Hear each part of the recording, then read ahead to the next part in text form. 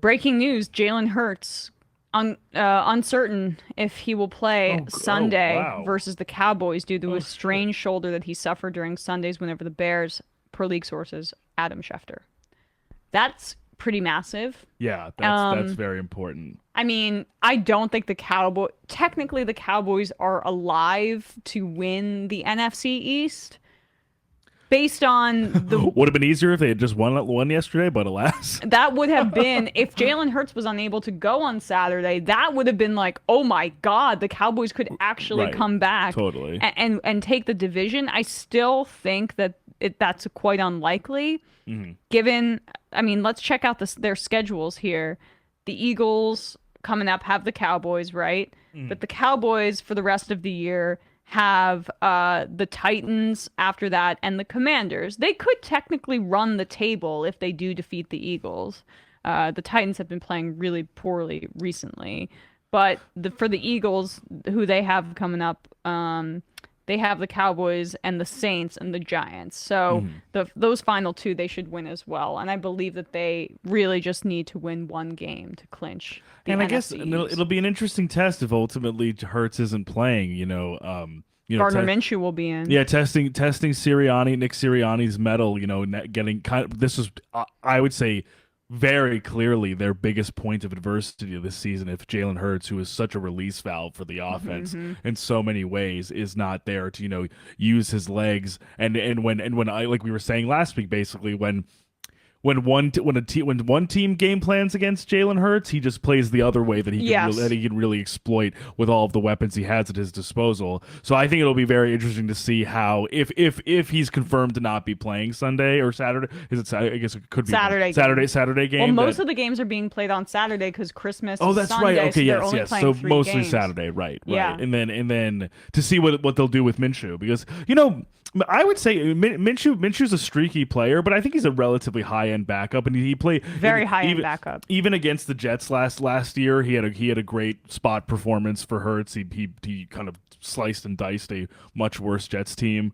So I could still think they'd be definitely very competitive. It's not like they're putting Nathan Peterman out there, but obviously it's a severe downgrade from Hurts, who's just been playing his best football. Been playing his best football, but why I'm not on board for Hurts MVP is because I think that the Eagles are the most talented team in football, and it's not I particularly was gonna say I close. really don't think it's close. Honestly, maybe the Niners, but not even that close. I would say. I just don't even think you can say Hurts is the MVP when an MVP you're carrying your team Yeah. to the postseason. That's why I think Justin Jefferson has as good of a case as anybody, but apparently this is just the quarterback award for the That's rest of time. we were talking about this because I wasn't. I know we had talked about it briefly. I think after the Vikings Bills game where we were just so impressed with how Jefferson played. Is that I wasn't even necessarily considering from him anything other than offensive player of the year because it just never like the MVP especially now it hasn't really traditionally, but especially the last like 10 years it is a quarterback award. It's basically who's the best quarterback. And that's what's And annoying to me because I mean, Burrow, you can make can make a real case as well, but I would also say that this last win was much more on the defense clamping down in the second half, which is what they've been doing all year. And so I don't really think one quarterback has put his stamp on the MVP award at any point at this point in the year. Patrick Mahomes is messing around with the Texans. Josh Allen is being a bit reckless. You can point to his elbow injury, which has been nagging, and I think that that's part of it. But I don't know if you can give it to him at this point, even though I think you can make more of a case. He does more for the Bills than Jalen Hurts does for the who Josh Allen Eagles. does? Josh Allen, yeah. Oh, and I think we can get into this obviously, but I think we definitely saw that in the case of the game on Saturday against the Dolphins, like that very dynamic. Whereas like the offense was basically stalled, the running game was not really going anywhere, so it was like now okay. Release valve. Let's let Josh Allen be Superman, Right. and he just hurdles guys, And running I'll be at honest, will.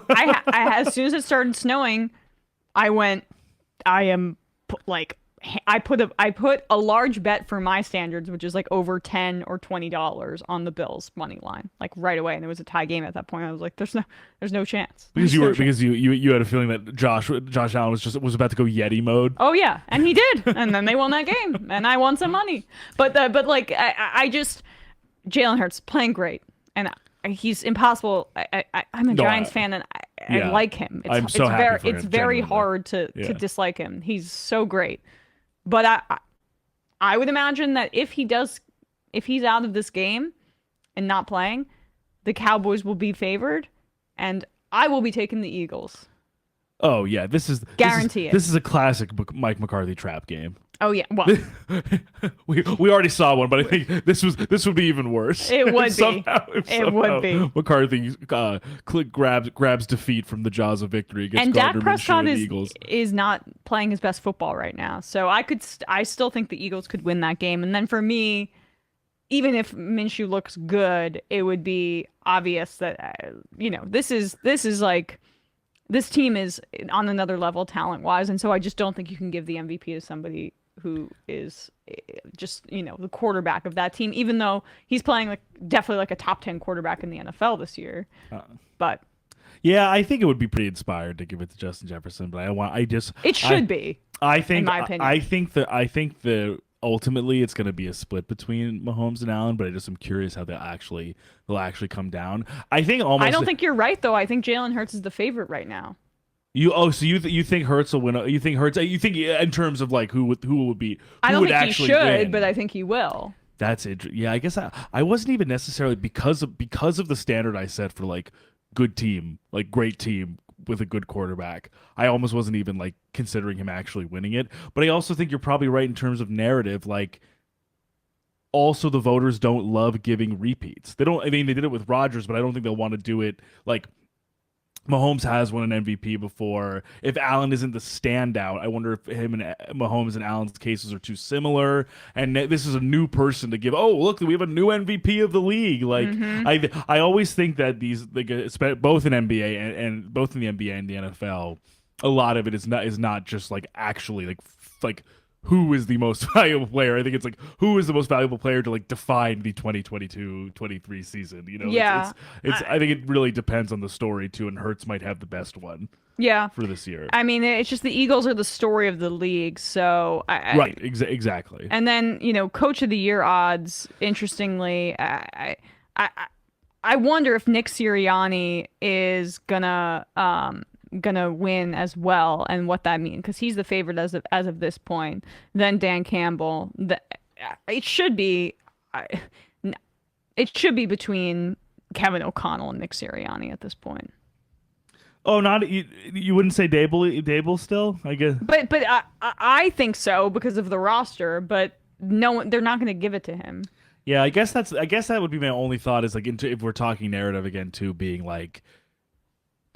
Especially if he's able to clinch a playoff berth with the Giants this year, like taking that roster that basically preseason expectations were for like 3 to 5 wins and getting them to the playoffs with who they have. But I will say, I think if you're just really looking at like dominance, I guess, with like what you have, Sirianni's just truly made the most of an already excellent roster and just like taking them to their heights, to their apex. Right. Like, and the Vikings roster is not as good, so that's right.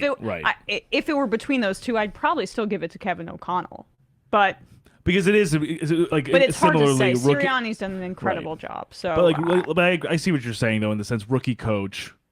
A team that did not change super fundamentally from season to season. Mostly it's seeming like a real culture shift there from the kind of iciness and hardassery of Mike Zimmer to, I think, a probably lighter, more congenial atmosphere. And the guys just like playing the right way is kind of reductive. But I mean, truly, like, this is probably the best season of football consistently from Kirk Cousins I think we've seen basically ever. Like, I was ready to dance on this team's grave when they were down 33-0, and they really shut me up at the end of that game.